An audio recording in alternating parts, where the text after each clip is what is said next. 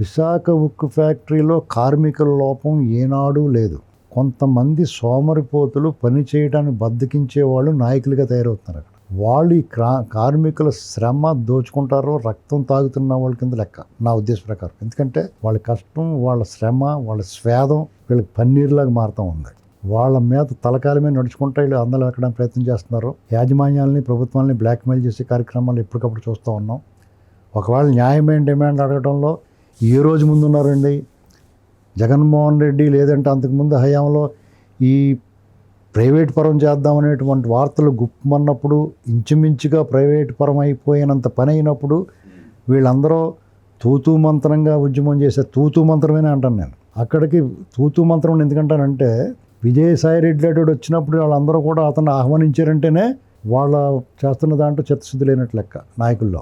నిజంగా దాన్ని ఆపడానికి ప్రయత్నం చేసి నిజాయితీగా దానికోసం ప్రయత్నం చేసిన చంద్రబాబు నాయుడు గారి పట్ల ఒకలాగే, జగన్మోహన్ రెడ్డి పట్ల ఒకలాగే వ్యవహరించారు. చివరికి కూటమి ప్రభుత్వం గెలిచిన తర్వాత వీళ్ళు అన్న మాట ప్రకారం దాన్ని ఆపేరు. కేంద్ర ప్రభుత్వం నుంచి ప్రకటన వెలువడింది దీన్ని ప్రైవేట్ పరం చేయట్లేదని. అలాగే తగినన్ని నిధులు విడుదల చేసి దాదాపు 11,000 కోట్లు. దానికి ఏమంటారంటే మీరు అలా విడుదల చేయబట్టే ఈ ప్రమాదం జరిగింది, ఆ ప్లాంట్ని పునరుద్ధరించారు కాబట్టి అక్కడ ప్రమాదం జరిగింది. ఎంత దారుణమైన కామెంట్ అండి అది.